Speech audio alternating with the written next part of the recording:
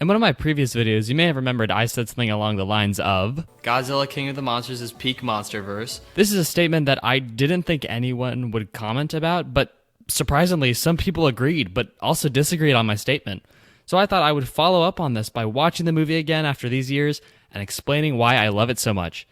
But as you can tell, this video is not that video. Because as watching, I found something that no one else on YouTube has covered. The excellent use of color during the first fight scene between Ghidorah and Godzilla. Although I can kinda promise a video on why Godzilla King of the Monsters is king of the Monsterverse, but I felt a need to explain the brilliance of this scene. If you liked what I made or want to see more, please consider subscribing, liking the video, or commenting ideas for upcoming videos and tips or any criticism you have from this video. Now, on to the movie. As some background on what I mean by excellent use of color in movies, color is debatably a very important thing nowadays, but it is still proven that color isn't a necessity for a movie to be great, as Godzilla Minus One proved with its re-release in black and white. But the problem without color is that sometimes it drags the movie down by not being able to show the viewer a whole different side of a scene. In my personal opinion, color is a very important thing, as it can get a message across, like how using a red hue is something that can symbolize a villainous presence, while green can be a sign of something gone right. Most of the time, darker colors represent an evil, while lighter colors represent good. And as Gandhi once said, in the midst of darkness, light persists. And taking a literal example, in Star Wars, the rebels are also commonly known as the light side, and that the Empire is also referred to as the dark side, being a direct contrast towards each other with taking Gandhi's quote literally with the title of each side. Now, what does this have to do with Godzilla King of the Monsters, and why not Godzilla vs. Kong, as debatably Godzilla vs. Kong is a much more vibrant movie with lots of colors, as seen in the Hong Kong battle? Well, I have a good answer for this, since Godzilla vs. Kong is a movie that doesn't use color correctly, and I am hoping that you will understand why after the video is done. So let's get on to the scene.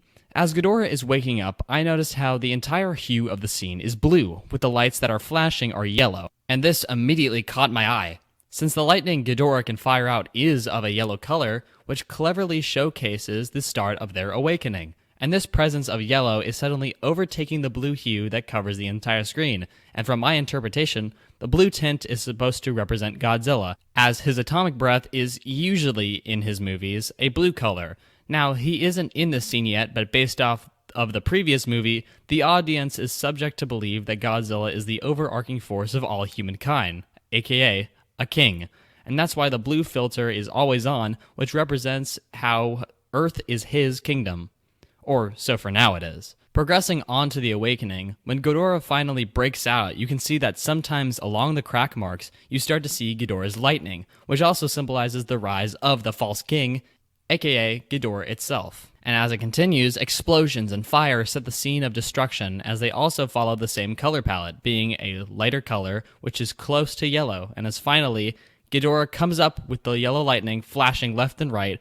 A bit off topic, but this gave me vibes of the opening scene from Godzilla Minus One. Now, to make sure me talking about this doesn't get repetitive, I'm going to skip ahead to when Godzilla returns. In this scene, the Orca is turned off so that Ghidorah won't shoot his lightning at Madison's dad, Mark. And with this, we finally notice the lighter blue hue sneaking up to Ghidorah, and all of a sudden to burst through the ice, making the audience realize that although Ghidorah with his lighter color is still overshadowed by the filter of blue that goes across the whole scene, being emphasized more by the return of Godzilla. Now, the intriguing part of the fight is how there is always a clash of color, and the way color is portrayed shows you which kaiju is winning without even watching the kaijus fight. Let's take for an example of how in the beginning, the yellow flashes of lightning is nothing compared to the full blue filter across the rest of the screen. While later on, after Godzilla had used his atomic breath and Ghidorah dodges and blasts their lightning at him, Godzilla is pushed down by the yellow lightning,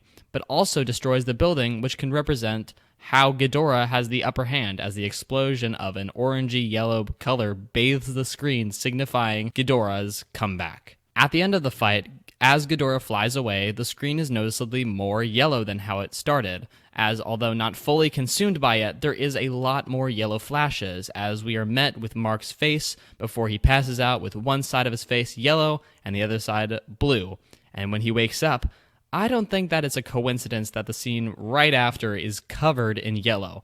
all over, so secretly it's telling the audience that Ghidorah is on their way to the top of the food chain and certifies a victor over Godzilla, as they were able to overpower Godzilla more times than one, but realized the fight they were having was not worth their time since it just flies away as soon as the humans come along to annoy Ghidorah. Now, that's my full analysis on the scene, so what can we learn from the scene that can be applied to the rest of the movie?